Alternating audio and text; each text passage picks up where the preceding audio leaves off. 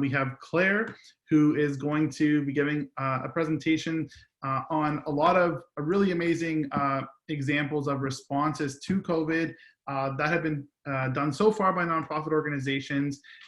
She is going to introduce herself in a moment. And then we also have Jen from the Upside Foundation. Jen is, we're going to be having a little bit of a discussion as well about how, companies and different organizations can work together during these times and kind of see what they are doing. So I will start off with a few tips right now because it's more than ever, more important than ever right now to showcase your organization's impact in a clear and compelling way.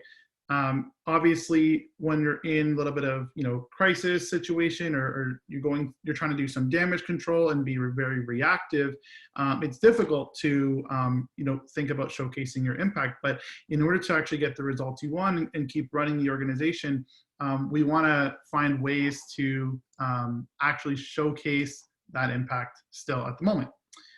Forgive me if I pause at any point. I'm just admitting a few people into the Zoom who are just joining. So I'm going to talk about 3 different things you can do, or 3 ways that you can do that right now. So the first one is infographics. We often see infographics in annual reports, for example. Sometimes, occasionally, you'll see them shared during a campaign. But in this case, infographics that can highlight your results and just refresh your audience to show them a bird's eye view of what you are doing as an organization is super helpful right now, because people do need a bit of a refresher and a reminder to show your whole impact. So infographics can be on a number of different topics. They can be formatted as digestible quotes and clips for social media, but really infographics can be used as a way to very easily give people a bird's eye view of what you do as an organization. And again, it's a passive way of showing people that you're there, you're active, you're producing results, and you have had these results throughout the year prior to COVID happening. So we also want you to be able to easily highlight the full depth and breadth of all your programs and offerings. And for a lot of nonprofits that I know, that I've worked with, a lot of times some of that information is hidden throughout their website, and some of it's not even all available up front. So an infographic is just a super easy way to show that. The next one is, it sounds obvious, it sounds simple, but it's thank you messages. So whether this is personalized messages that you're doing through an email list, or if you have a CRM system, it's a great time to reach out, but instead of an ask, you're simply thanking people. Secondly, you can do this in the format of a video on social media, where you, maybe the directors or some of your team members, can individually produce little clips just thanking their donors and supporters. This is great organic content. It shows the genuine side of you and your team. And it's just showing appreciation right now is amazing. You could also use that to thank partners and larger donors as well. And again, you're not asking for anything, but you are being sure to thank them. And of course, this goes a long way, and it's a really great reminder that you are there and that you appreciate them.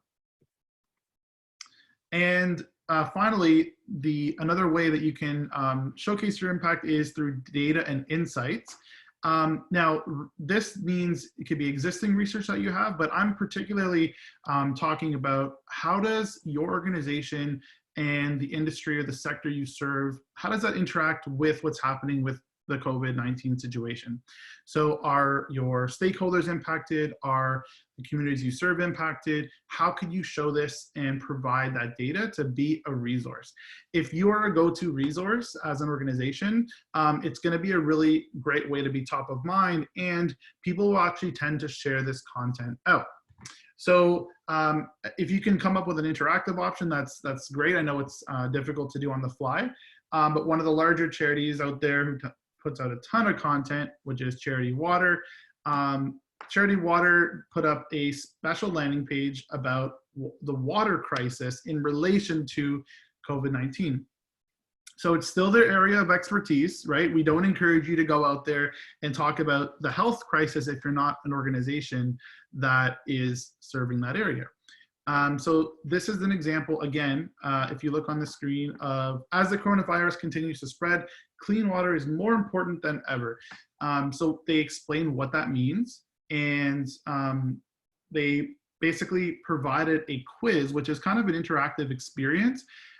They used little graphics that are customized to their brand, and they also, again, made the experience of actually participating in the quiz a little bit fun and interactive. So I can post the link to that after my presentation is done. But just wanted to share, again, this quick example of how you can get data and insights, both showcasing them, and it's also a great time to survey and see what is out there right now to educate your audience.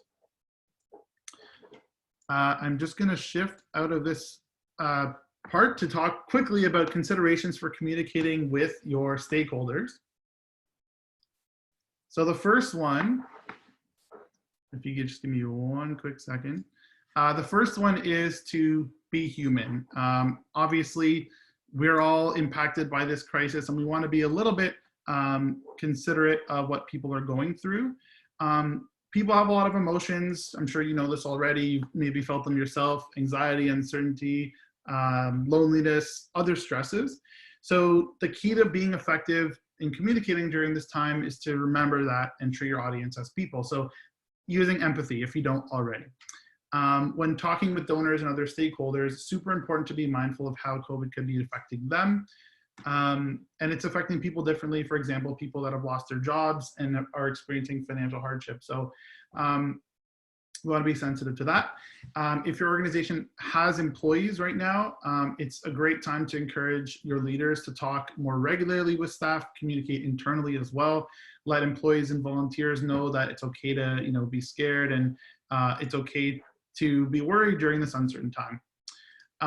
Stay connected with your donors and stakeholders, because obviously those community partners like government, for example, they released a bunch of support recently, but prior to that, again, it's still really important to be in contact with your local representatives during this time proactively. Most nonprofits obviously rely on donations, so if you are going to reach out to donors to raise money, you might want to kick off this campaign with a letter that is just checking in with them. I think we're going to have some examples that Claire will show as well on kind of how to actually maybe go about this. But the whole idea is that follow up with the ask later on. Put yourself in the shoes of the people who you're communicating with, and ask them ask yourself how you'd want to come across, or how you'd want to be approached during this time. And I will add that while social media is great to connect with people, during times of isolation, having this human contact, hearing someone else's voice is very comforting at times. Obviously, there's the overload of being on too many webinars and being in too many video chats, but look for ways to actually interact with people and build that connection. Next is to tell stories. So obviously, stories connect people, and they're a great way of making complicated topics memorable and easy to understand. So when you're communicating with stakeholders, you want to share these success stories. For example, if you're a food bank and you want to profile someone who's using the food bank, and in this case, that user may actually be different. It may be a different situation. You want to show them really what it means to them and their family. And if your organization is supporting youth, let's say a lot of youth programs that we personally are involved in, you want to talk about how the programs are actually helping young people develop the skills they need in life, but maybe they're also helping them to cope through this crisis that's happening. So consider profiling, for example, a young person in your program, but keep your stories short and concise. Some stories obviously are better suited for video. I know it's difficult to get videos produced at this time, but people are actually okay. They're okay, and they're being accepting of the more organic content that looks a little bit homemade, but it is authentic as well. If you think about it now, even with the Canada Strong fundraiser that happened over the weekend for Food Banks Canada, most of those artists are used to having these massive budgets for production. They were still able to communicate their message effectively from home. And of course, when it comes to stories, making sure that they're relatable to your audience. And you don't always have to create original content too. This is a great example of having submitted stories and curated content if your resources are low. The next one of the 5 is to have conversations. Obviously, we touched on this earlier. Avoid just talking at people, try to talk with people.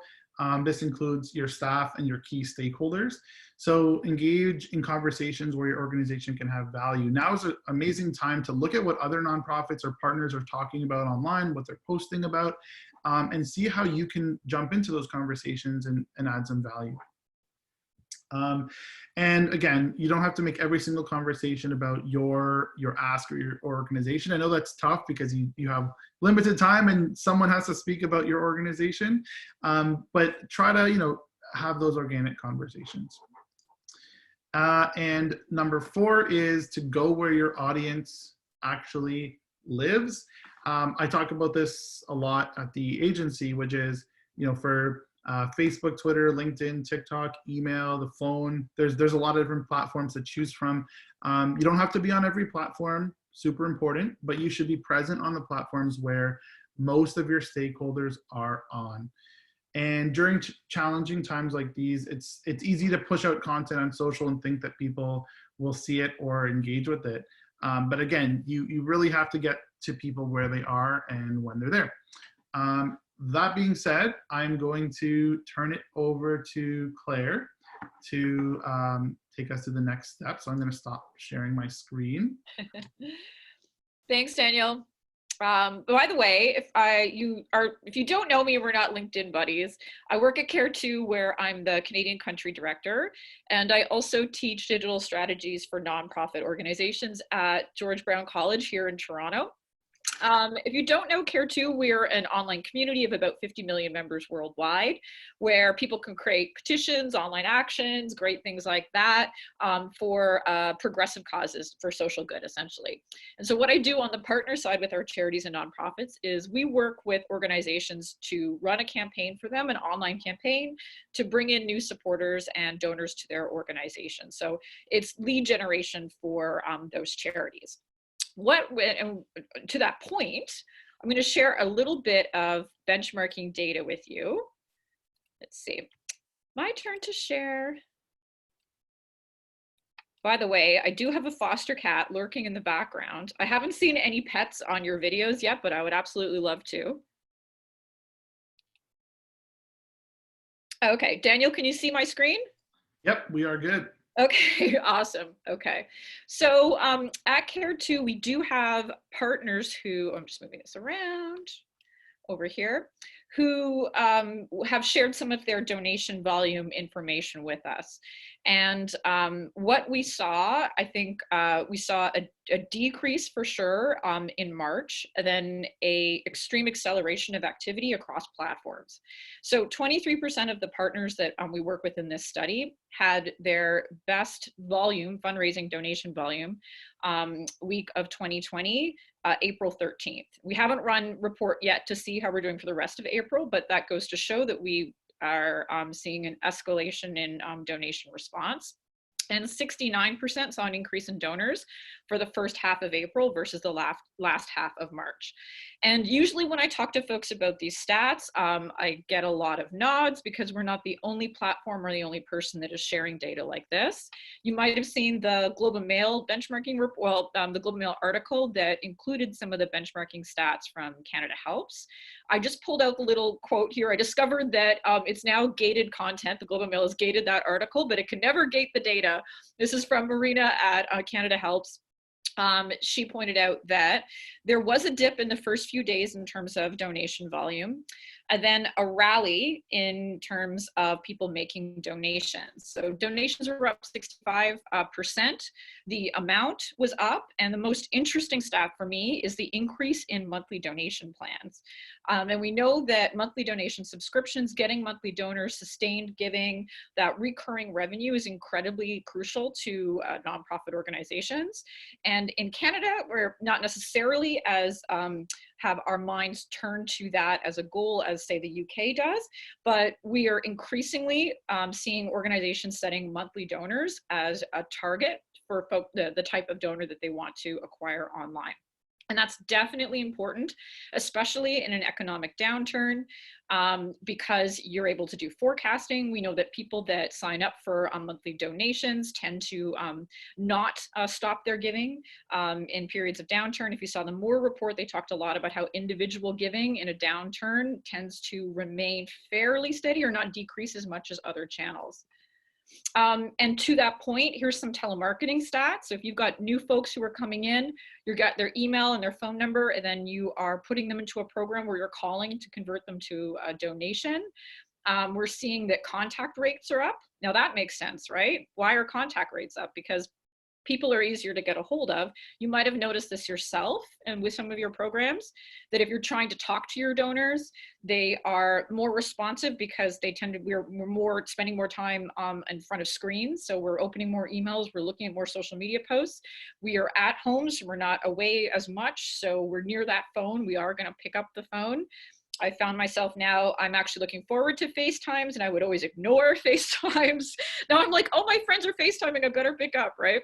And not only that, not only are people picking up, but they're responding to appeals from the charities that they care about, right? So we're not calling random people, we're calling folks who are already in our ecosystem, folks who have put their hand up and said, I care about your cause, I care about your mission.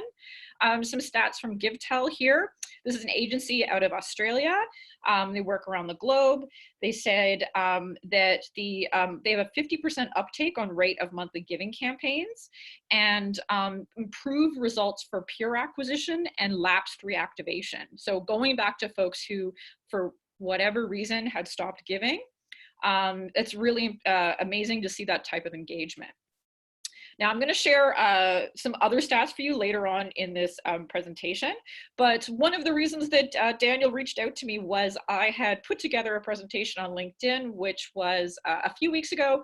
I had collected a bunch of examples of COVID-19 response, communications, sometimes appeals, sometimes engagement, sometimes cultivation, sometimes updates, sometimes newsletters, emails, social media. I haven't gotten any text messages yet. Did get one direct mail piece, and I put them all together. Most of these are Canadian, and I think this is a really good illustration of what's happening out there in the Canadian market, and how charities and nonprofits are reaching out to the people that care about them. I think it also illustrates how many organizations I'm signed up for. The first thing, and I think Daniel sort of touched on this, is that with organizations that went out early with messaging, and that was certainly critical, I think that there were folks who froze a little bit and they weren't sure if they should be sending emails, if they should be continuing on with an appeal or even just a regular newsletter, or what they should say. One of the biggest themes I saw with the organizations that went out early was complete transparency. So you have your ability to, I will pass this presentation to anyone who wants it, or you can message me on LinkedIn if you want to go in detail and look at like the full group of communications that I have. But here's 3 that I picked here. If you can see the text, there is no beating around the bush here. They're very direct with their supporters. So BC SPCA is pointing out we still have to be there for animals. Toronto Humane is saying the closure is going to hurt us. This is Children's Aid Foundation is saying specifically youth need your help now. And they understand that the people that care about them are going to respond to that. Yes, it doesn't mean that we discount the challenges that everybody is going through, but definitely your supporters appreciate transparency from you. And a lot of the early communications went out in email. You might have noticed that yourself.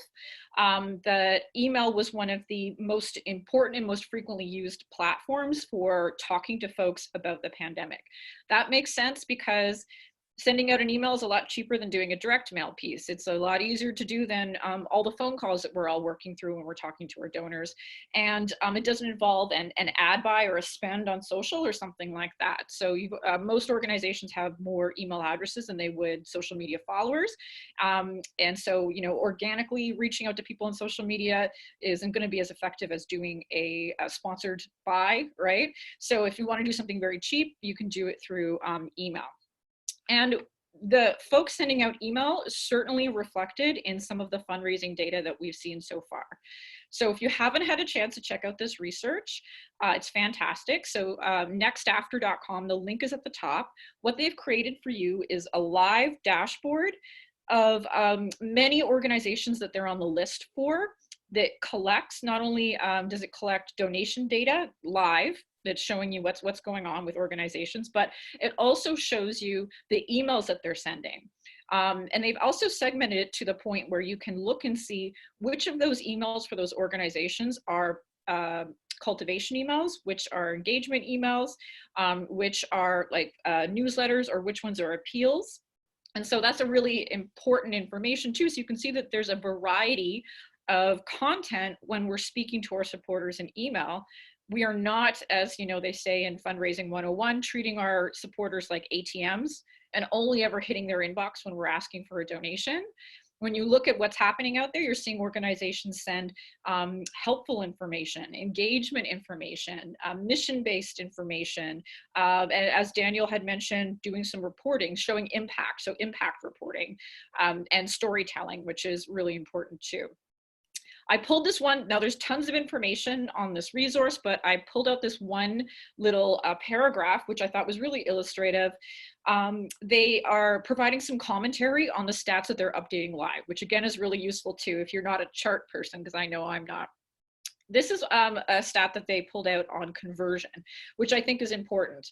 2020 has seen an increase in overall donor conversion rate in every single month. So we are getting better at encouraging folks to give, encouraging folks to sign up for something, encouraging folks to become monthly donors, and also traffic has seen an increase. So we're getting better at driving folks to donation forms, we're getting better at driving folks to our websites, and this increased activity in digital is really important because we have some significant channels which are on hold right now. If you're thinking about face-to-face, door-to-door events, those types of channels are not going to be doing any converting right now.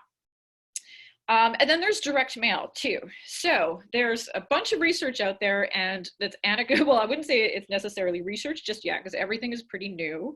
But if you had been following the conversations back and forth on LinkedIn, excuse me, I have allergies because it's spring. Technically it's spring. I mean, I hear it's spring outside. If you've been hearing anecdotally that the direct mail packages in market are performing as well or better than expected, you're not alone. However, it's not hard to guess, even though we don't have research on this, that a lot of organizations have put a hold on doing their direct mail. And I completely understand that. Again, I'm not a direct mail expert. I understand that there's concerns about, will donors be fearful of opening packages? You know, will things be delivered on time and that sort of thing. But I can say in the last 50 days, I'm on a million direct mail packages. I have only received 2. So this is one here. Clearly it was put together, this is Hope and Healing International. It was put together to go out before the pandemic. But what they did is they put in a last minute insert, again, a heartfelt message from the CEO addressing the reality of what has occurred. So just so that when you open it up, you know that they know what's going on and that your support is really appreciated in these challenging times, as we all know. And then a second piece, which arrived just a couple days ago, did the exact same thing, put a little insert, didn't change that they were doing a catalog type appeal. And I can tell you, and you know, I'm interested to hear from your donors and your supporters, what if you do direct mail, what their feedback is. But these 2 had my full attention because my inbox didn't have anything else, right? So I wonder if we'll see an unfreezing of this particular channel. Okay, so back to digital. When I did my collection of, I guess it's now up to probably 50 examples of COVID-19 response from Canadian charities, I could see that there were some themes. Here, I've pretty much organized them for this presentation here into a couple of the most common themes. So the first thing I want to talk about, and I can see that there's comments in the chat. Just going to have a quick look. Oh, it's Daniel. Okay, thanks, Daniel. There Thanks. was, yeah, there was one comment about seeing people unsubscribe on Constant Contact, and there was a lot of people that were, I guess, asking to unsubscribe just because of the overload of the content, right? I guess the increase in frequency. Wow, okay. Well, the research on unsubscribe, we can go into talk to that in a second, but we know that the research on unsubscribe shows that if you're regularly messaging, you tend not to get unsubscribes. If you start messaging out of the blue and you haven't, or you've been sporadic in the past, that triggers a lot of unsubscribes. So that is like sort of email marketing research, not just from the nonprofit sector, but from industry, sort of like e-commerce research. So there are some benchmarking things out there in order to deal with unsubscribes, but also you are always going to have a percentage of your file that's going to leave. So you're going to have attrition every year. That's why acquisition is something that you should be thinking about in terms of putting budget towards acquisition or putting activities towards acquisition, because you're always going to need a refreshed file. You can't keep talking to the same folks. Perfect. Thank you. Okay. No problem. And again, if you want more information on that, message me on LinkedIn or like send me a message and I'll see what stuff I have out there for you. Okay, so there were a lot of different themes in terms of the messaging, but one thing I wanted to point out is we just looked at a Charity Water example. Charity Water has some pretty sophisticated marketing. And I know that some folks might think, well, what if I'm a really small shop? What if I don't have very many staff, or I don't have like a full marketing communications team? How can I set myself apart?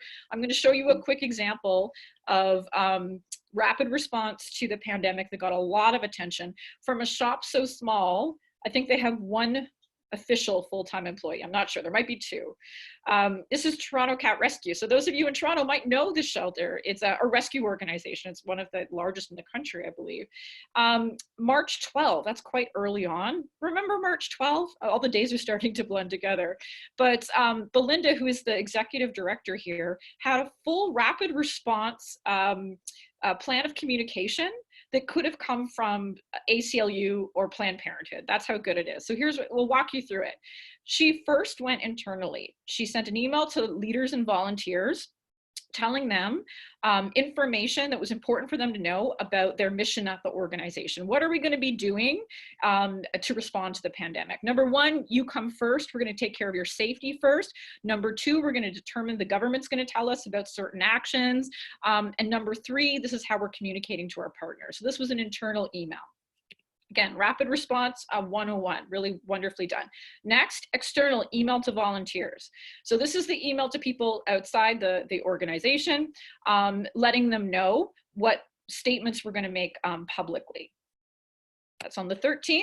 Here is the public statement. So this is what went out to everybody who would be on the list, who would be on the website. It's a COVID-19 update, one of the earliest I saw from any charity or nonprofit in Canada, regardless of size. Basically letting people know how the organization was going to be responding and how they were going to keep the folks that they serve, the animals, essentially how they're going to keep them safe and how they're going to keep volunteers safe. March 16th, the first fundraising appeal for monthly donors too, right? And again, a monthly donation appeal was planned and they went ahead with it when many organizations were telling me that they wanted to freeze. And you can see that they've led with the messaging that now we're starting to see from organizations, which is acknowledging the world is challenging, but the cats need us more than ever. So they weren't afraid to talk to people and to address the situation and then to ask for support. One of the trends we're seeing is switching in-market messaging. So if you already have something online, so this is a Care2 online action, a Care2 petition, where this is Fauna and Flora. They are looking for folks who have the same values, the same, care about the same things, care about the mission of this organization, and care about these cute little creatures here too. So what they already had a campaign last year about saving these animals. When it became obvious that there was a connection to the pandemic, they switched their messaging in market to address that. So that's where your classic newsjacking or content marketing. And just think of how many people have something up that they just never change, just like their donation forms or their welcome emails or anything like that.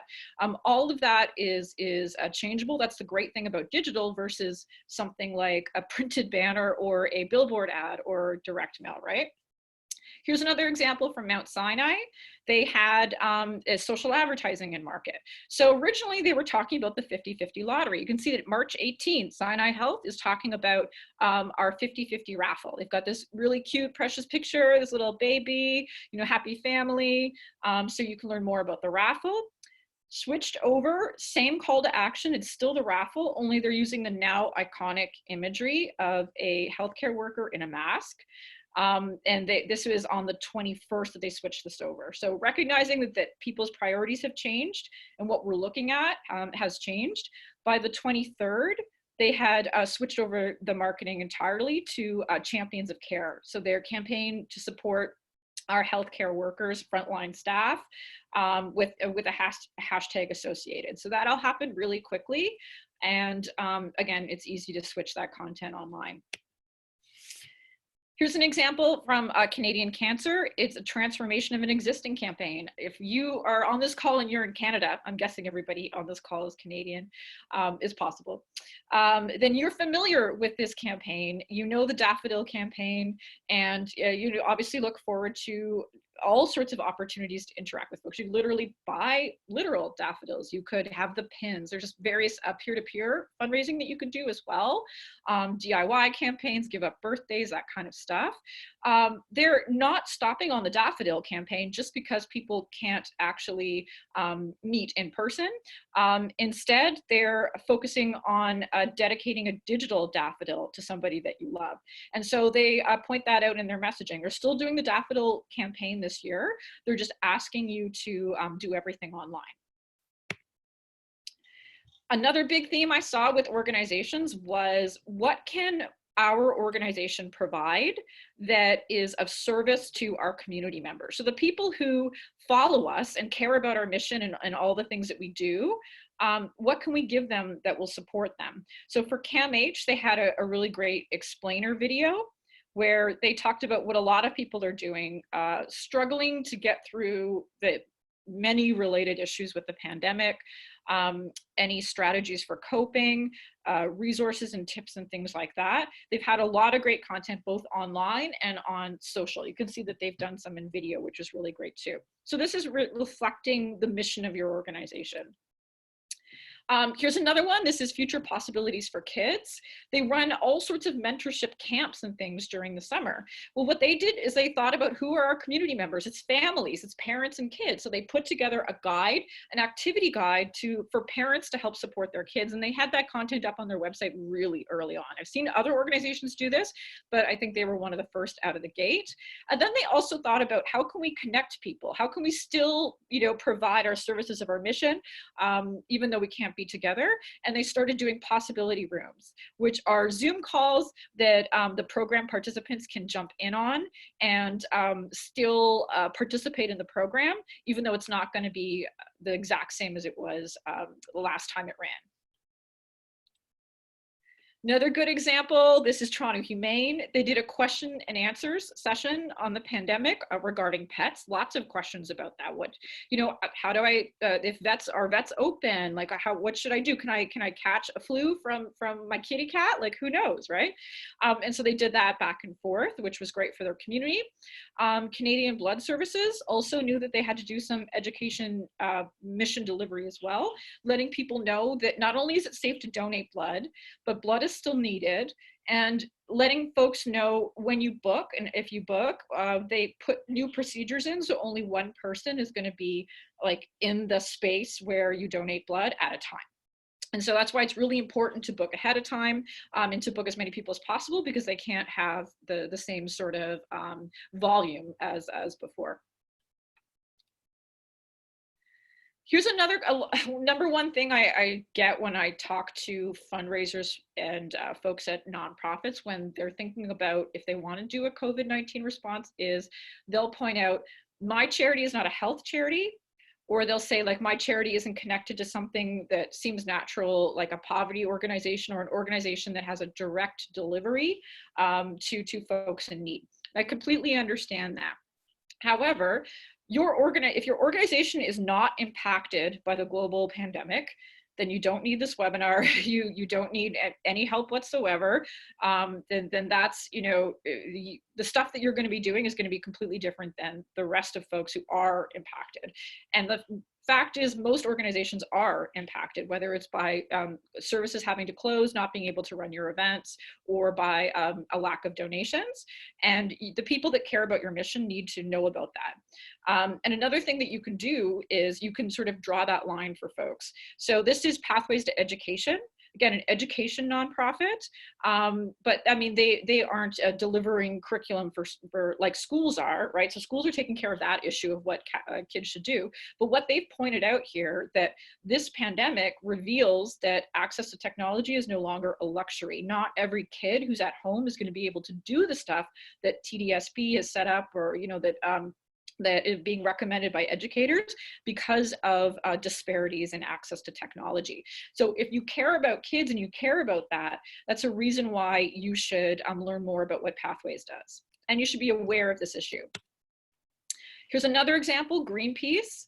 And they had lots of great content, but really, again, with your content, you're not speaking to the general audience, you're speaking to the people who care about your cause specifically and the things that you do. And in this case, Greenpeace knows that Greenpeace members care very much that their tax money doesn't go to bail out big oil. So there will be, the Canadian government is making decisions that will help business owners, that will help individual Canadians, that will help all of us, and likely, you know, to help charities and nonprofits as well. And if you agree with Greenpeace, you don't think any of that cash should go to certain corporations. And so they're using that to say, you know what, join us, sign this petition, learn more about what we do, tell the government that we want to make decisions that align with our values. Here's another values-based one. This one is from Amnesty Canada. They know perfectly well that if Amnesty members are social activists, they're progressive, they care about social good, and that even during a pandemic, that's no reason why you can't be an activist from home. So what they've done is they've put together a kit of information. The information on the right is an email, and on the left is like an Instagram post where they talk about how you can be active as an activist, even though you're not going to be able to go to a protest, or you're not going to be able to go and meet with your member of parliament or anything like that. And they talk about the things that you can do at home that are still collective action. And another one, Canadian Women's Foundation. No matter what organization you are, you definitely likely have been impacted by the pandemic.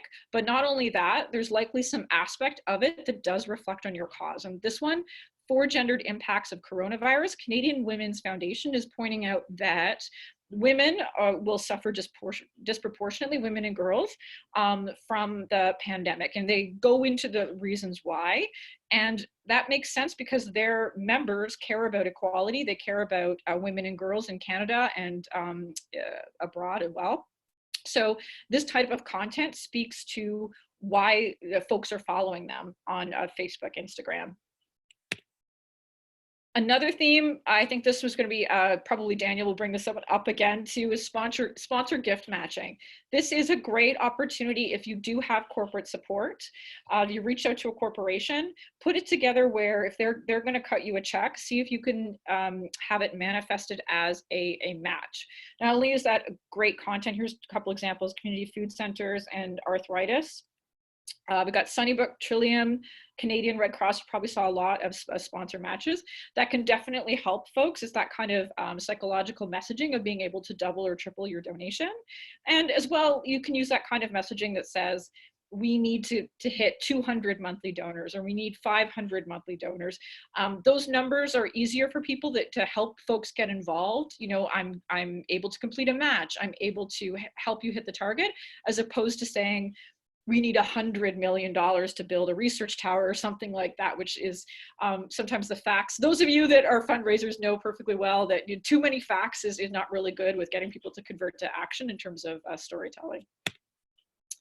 And of course, we have to point out there's been a cancellation of events. And now we're all trying to figure out how we can do more of these events virtually. So some events are already virtual. Extra Life is a video gaming tournament that's been around for a long time for Children's Miracle Network. They also are, there's another really famous one, Play Live, for St. Jude's in the US. Basically, if you're a video gamer, you stream and your viewers make donations. It's a huge peer-to-peer event for a huge community. If you don't know about the gaming community, definitely check it out. There's lots of opportunities for folks to, for your organization to be involved in live streaming or gaming in general. But also, if you already have events like this, now's the time to put the promotion behind them. So if you already have a peer-to-peer like this, you already have a DIY type campaign, you already have an experiential or do it at home type peer-to-peer, this is where to put some budget behind promoting it, getting registrants, getting it in front of the people that care about your cause. That's how I started getting these ads from these folks when previously, you know, I didn't see them that often. I tended to see more of the other peer-to-peer type events. And if you're transitioning, here's a great example from a virtual CN Tower climb, or sorry, not virtual, this is from WWF Canada. They had the CN Tower climb. So sort of like a well-known year-over-year event. They were very close to their actual climb date when the pandemic hit.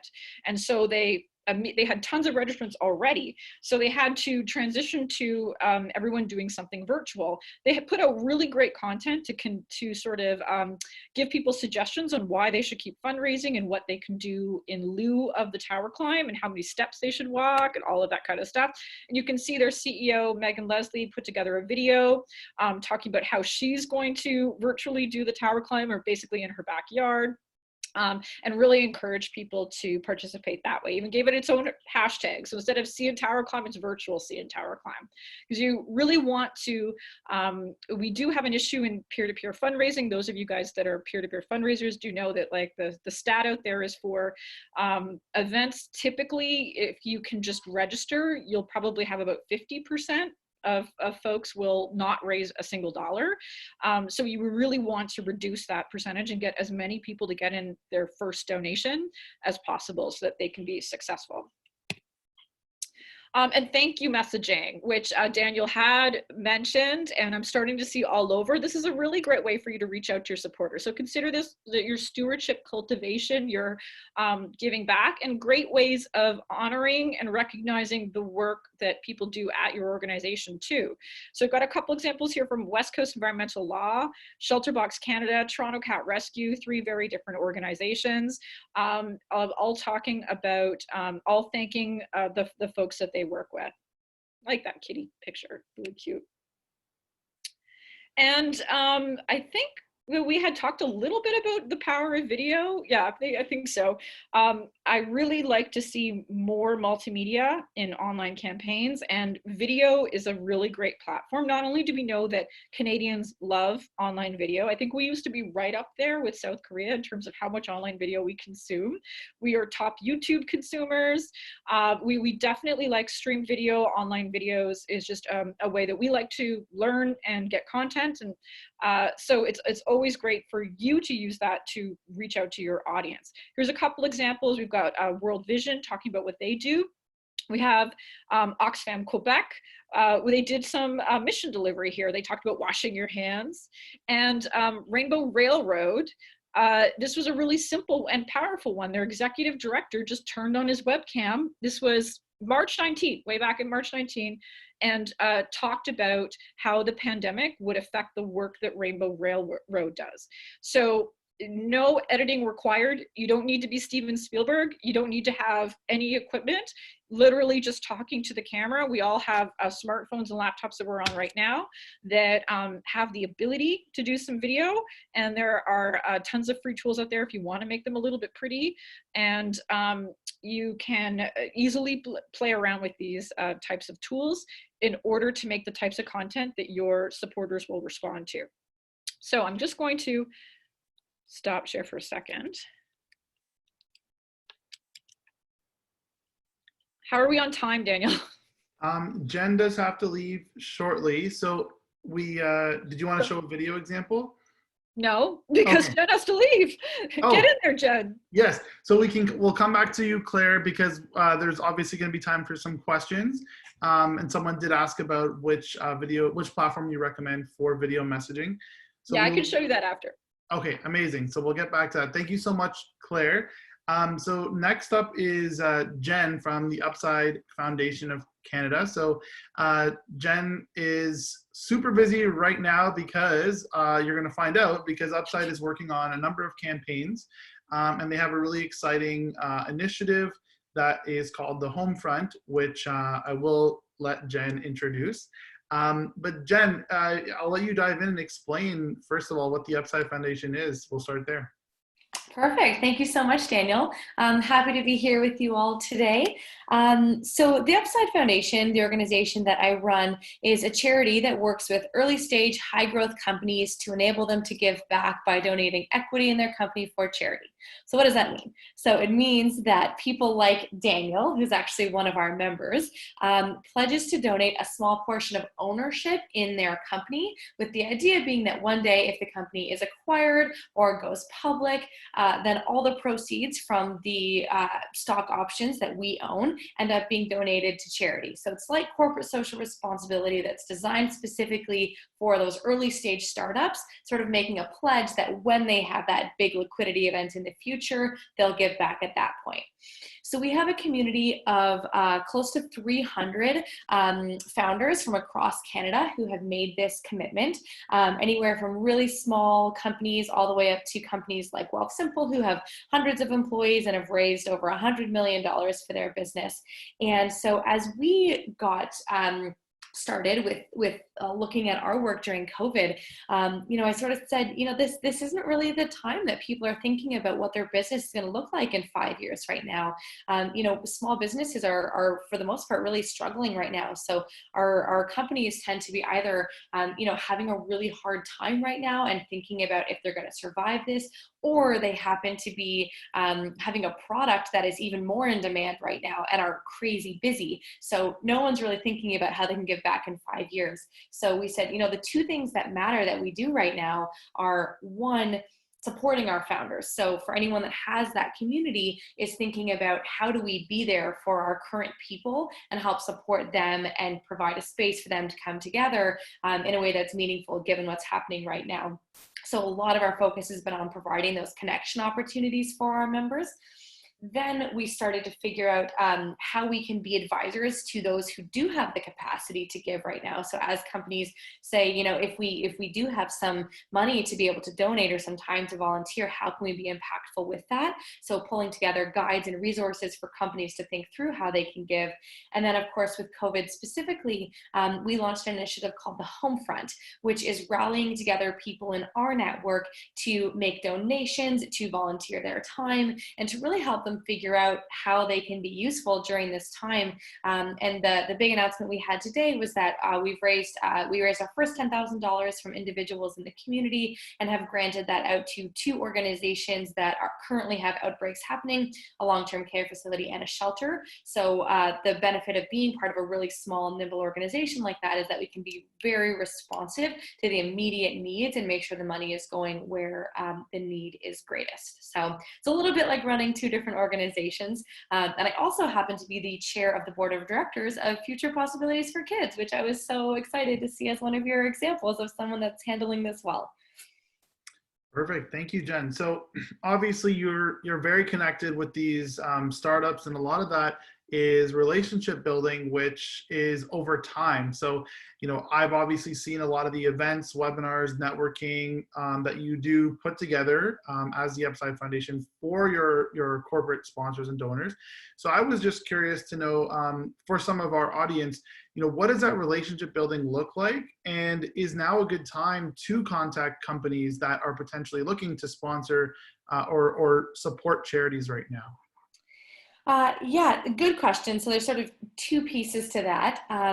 One, in terms of fundraising from large corporations, I'm not sure what other people's experience has been, but in my experience, most corporations, large corporations, have most of their sponsorship budgets frozen right now. So anyone who had confirmed with us has thankfully followed through on that commitment. Anyone we were in talks with, those conversations have been completely parked for now.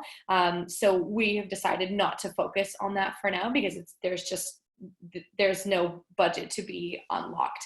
So that we have found to be very difficult for the time being. So focusing less on that these days. But in terms of engaging with our members and our partners, we've sort of made a shift from large scale planned events. So typically we would do a quarterly event where we would have anywhere from 50 to 100 people, and we would, pick a speaker months in advance and have everything coordinated. We've scrapped all of those plans right now, and we are instead operating weekly events. So we host an event once every week, and it goes back and forth. So every other week we'll host a bit more of a structured content where someone is speaking and delivering valuable content. And the next week we do a casual coffee chat. So it's simply drop in and connect with other people who are in our community, who want to be connecting with others. And sometimes they will be open, and sometimes there will be a specific theme to them. But really, and all the content that we're doing is 100% driven by what our founders are telling us they want. So the furthest out we plan something is 2 weeks right now, because we want to be responsive. And if your experience is like mine, you had one quiet week when COVID started, when everything got canceled, and then your calendar is filled up with webinars. And so we don't want to be putting out things that isn't the most valuable thing for people right now. So we're doing as best we can to stay in contact with people, solicit feedback as much as we can, and deliver content that is relevant for them right now. Makes sense. Yeah. So it's about kind of pivoting a little bit and adjusting that strategy, both for the events and the communications. So when it comes to actually launching a campaign during this time, obviously Claire gave a number of great examples of what some of the organizations are doing. Some of them acted, very, very quickly when most people were just trying to figure out was how to react and how to respond. When it comes to launching a campaign, so you had launched the Homefront, which is, had its own brand, its own URL, its own social media. Do you have any tips or advice that you could share on the process for anyone looking to launch a new campaign now that specifically targets this situation?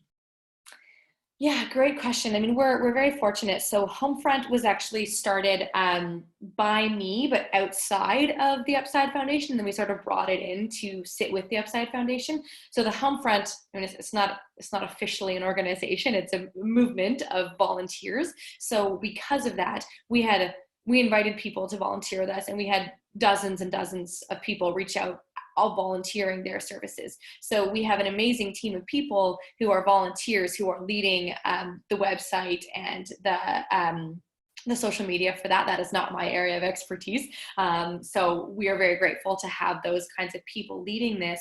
I think the lesson that we have learned within the Upside Foundation is one of the campaigns that we had planned was, as we try to support our members, we'd said, let's build out a list of anybody whose services are particularly relevant right now and feature them on our social media. And so we had all this pre-planned content that we're sending out, and we're finding that it's just not getting as much take up as we would normally expect on something like that.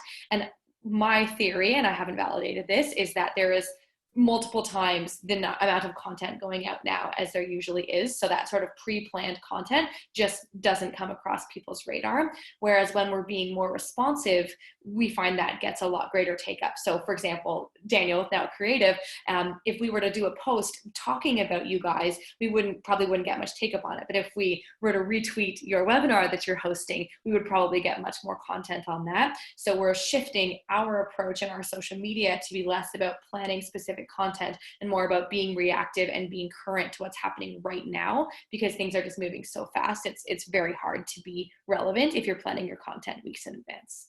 For sure. And obviously to touch on that, the aspect of the Homefront, like you said, it took its own life, but the idea is that for some of our attendees, you can think of it as launching a new campaign that's specifically focused on either supporting a new program, a new initiative, or maybe it's just the way that you're framing existing donations and existing things that you do in a new light, right? Because as Jen mentioned, people are specifically looking for content that is centered around this particular crisis or pandemic. And of course, also Claire mentioned too, like your organization doesn't have to be one that's in healthcare, that's addressing the medical side of COVID, right? There's a lot of community needs that are coming out of this. So that's a really good point. Before you have to go, Jen, is there any other advice or tips that you want to share around, again, how to actually showcase your organization's impact and really let people know what you are doing? Because things are happening so quick, sometimes we forget to keep people updated, right? Yeah, and I would say I was just looking through this at our CRM tool, and I think our communications have ramped up significantly since before this. So usually we reach out to our members, 2 or 3 times a quarter. Now it's once a week, and again, it's one of my favorite things about this, and you both alluded to this, is that I think a lot of that professional veneer is coming off, and I, for one, think that's a really good thing that people are, as you said, filming videos of themselves in their homes, and I am regularly putting out videos of myself speaking just like this at my desk on Zoom or on Instagram Live, and I think that people really connect with that kind of content. And that's what our communications going out now are, much more human, much more vulnerable, acknowledging the challenges that I am personally facing as the leader of the organization, and sort of reaching out to people and not pretending like everything is fine, because nobody thinks everything is fine right now. Like nobody's doing great right now. So let's not pretend like we are and like everybody's just killing it and everyone knows what they're doing. So I think that that's a big breath of fresh air for people. So I think that there is an opportunity here to be in contact more frequently, to show you're human a little bit more, to ask for people's feedback on what they want to see, and then respond to that. So typically we'll send out a member survey once every 2 or 3 years. This time we just pulled together a quick Google Doc and said, what do you want right now? What's valuable for you? What are you struggling with right now? And we base our opportunities on that. So I think you can be much, and I assume most people on this call are from smaller nonprofits, and that gives us a massive leg up because we get to move fast and we can do things very quickly, whereas larger organizations, there's a lot more bureaucracy. It takes a lot more time to get things approved. So I think we do have a great advantage in being able to move quickly. And part of that is just the process that I went through was assuming the worst and assuming, I've basically made assumptions we're not going to have in-person events for 2 years, and corporate fundraising is going to be very hard for at least the next 12 months. And when you assume the worst and build your plans based off of that, then if things get better faster, it's a great surprise. But I'd rather be pleasantly surprised by things going better than I thought than be taken off guard. So we've sort of planned for the worst and are building all of our plans based on things not going well for the foreseeable future. And so far, it was really hard for a few weeks, and the last few weeks have been pretty good because things are going better than expected. Perfect. Thank you so much for sharing, Jen. Obviously, I know you have a lot more that you can offer right now, but I think it's unique to have you on here sharing as an executive director, because a lot of the people who did sign up for this webinar today are in that same position as you, right? They're not necessarily communications experts or crisis communications experts specifically. So you've kind of been able to share how you can adapt and the frequency of content and how you pivot. So thank you so much. If you do have any other questions, or if you're looking for information about the Upside Foundation or the Homefront, we will send out a follow-up email as well with those links. Jen, I will let you run to your other meeting now. Thank you so much for joining us. Thank you so much for having me. Nice to meet you all. All right, take care, Jen. So we will come back to you, Claire, because I think that, well, you didn't get to your contact us slide, but did you want to touch on your last? Yeah, I did have, I think I've had a couple requests for some low cost or free or easy video tools. If you want to stick around, I'll walk you through a couple really quickly. And I will also then make a PDF of this presentation for you that I will give to Daniel. So yes, if you've asked about looking at the slides slides, no problem. So just let me find my, where are my slides? Perfect. Yeah. So I know we did say that we'll stick around till about 3:15. So if anyone has questions right after for Claire and I, we will jump onto those as well after these tools. Okay, cool.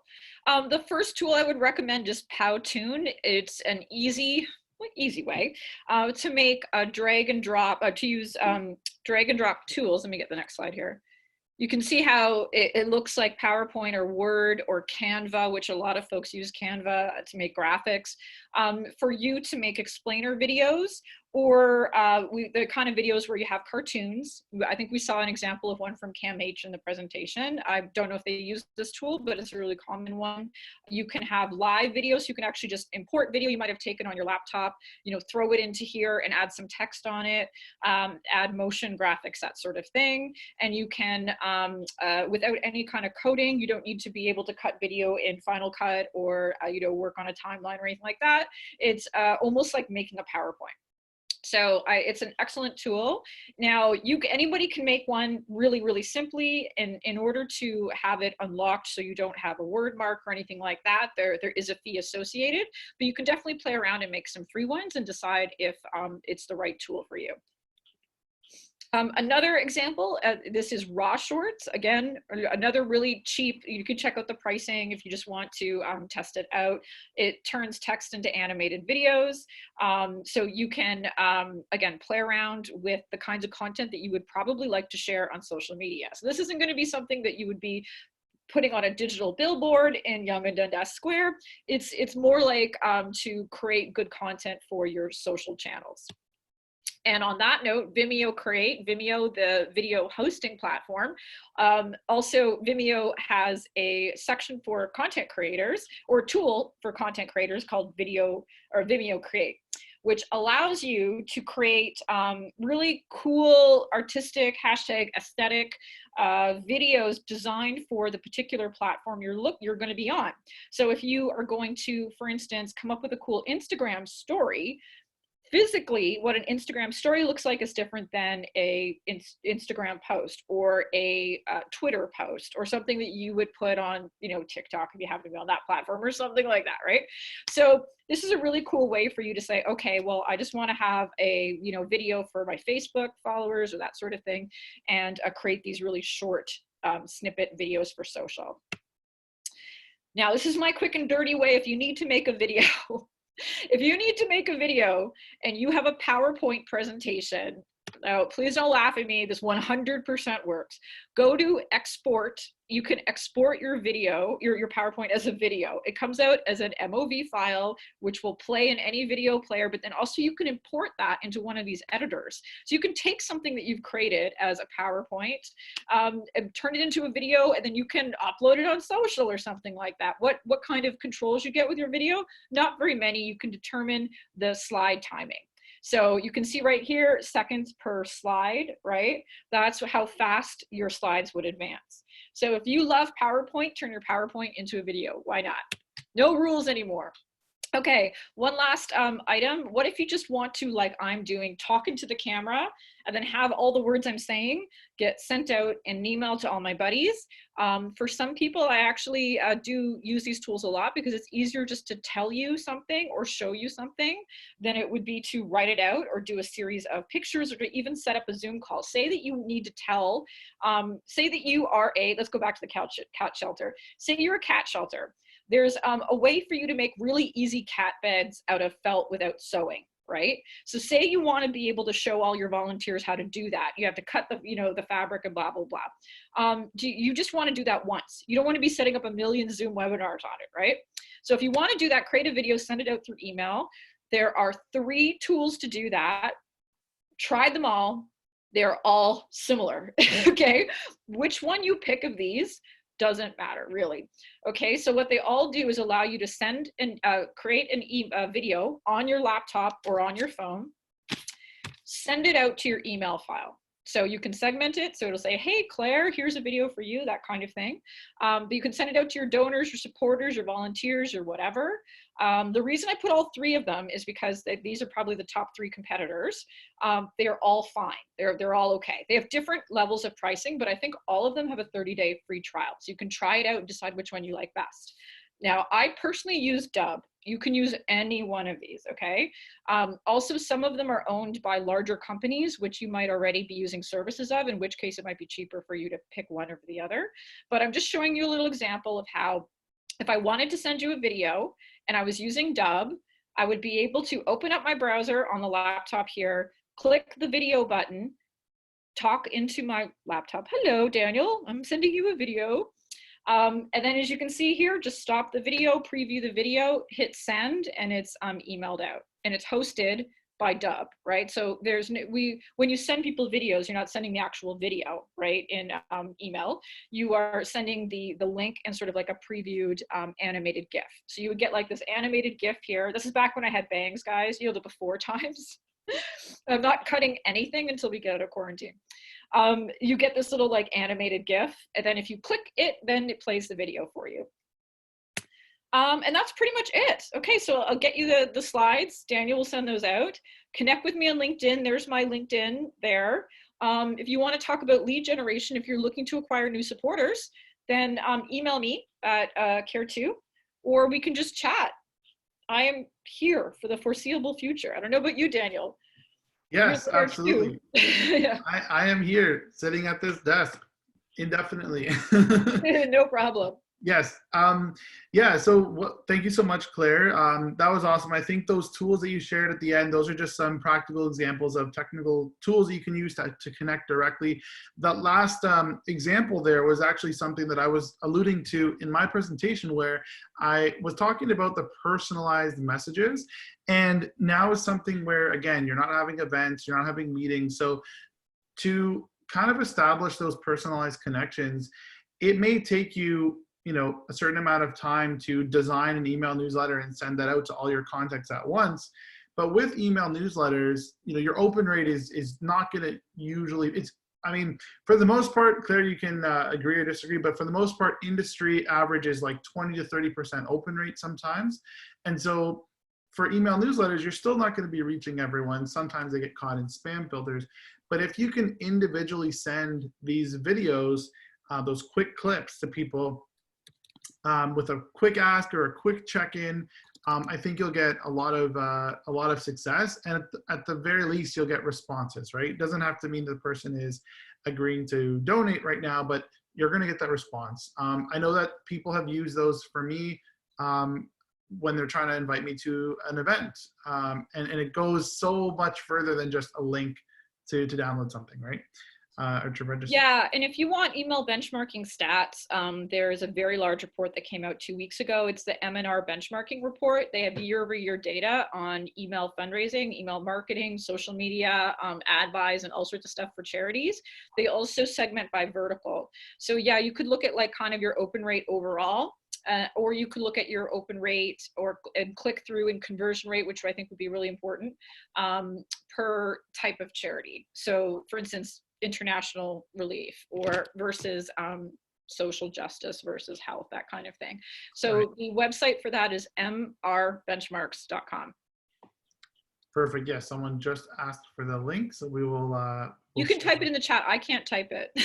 Yeah, no problem. Okay, yeah. We'll go. It's a very cool, very nicely designed website. MR Benchmark, yeah, they actually, it's a report, but they've designed the website so that you can search the information on the website. Yeah, that's it. Perfect. So I just shared that link with everyone there as well. If anyone has any other questions, now would definitely be the time to ask. I wanted to also let people know that, again, things are constantly changing here. So you're going to be seeing a lot of tips and how-tos that are coming out, and the amount of information out there is definitely overwhelming. But if you could take a lot of the tips that Claire shared today, they're very very practical tips that apply long term, right? It's not just this immediate situation of what you should say now and what you should do now. But the most important factor of all of these tactics and techniques and suggestions is to remain present. You don't want to totally disappear and kind of fall off the radar. And Claire, I'll ask any other question for you. Is there, if there's any needs that you see, like what are the most commonly requested supports from nonprofits or from people looking to do these campaigns or petition? What would you say the #1 ask or challenge is? Charities, unrestricted funding. Everybody on the call is going to be like, yeah, unrestricted cash. Right. Like I think the Ontario Nonprofit Network had a report that came out. It was a survey that was done really early on in the pandemic, and it was a survey of charities and nonprofits only in Ontario though, and basically asked them what they expected was going to happen with the pandemic. And something like 36% said that they were going to have to reduce staff hours or lay off staff. So I think that right. Every donation is wonderful, and we're grateful for everything. But when someone comes in and says, okay, well, I only want to donate to this particular thing, it's almost like it's better off if you can get an unrestricted gift, because then it's the nonprofit that knows best is making the decisions on where the greatest need is. You know what I mean? Yep. Sometimes absolutely. the greatest need is paying the electric bill, or being able to keep a skilled person on your team, because you're going to be able, you're going to need them later on. So yeah, I would definitely think that unrestricted gifts are the most important thing. Yes, someone just commented that that's totally, like, so many barriers to make such a common business need, right? Like you said, to pay your rent, for example. That's definitely, I also send out the link to the Ontario Nonprofit report that you had mentioned it was called the COVID-19 Flash Survey. So you can read the survey report there as well. We're just at our time now. So I wanted to take the opportunity again to thank Claire for all the amazing info you offered, the examples, taking the time to walk us through that. For anyone looking to contact Claire, her info is right there, of course. She's quite active on social media. I do recommend following her on LinkedIn because she shares quite a bit of new updated resources and tips there as well for the nonprofit industry. Thank you so much, Claire. And thank you to everyone for joining us.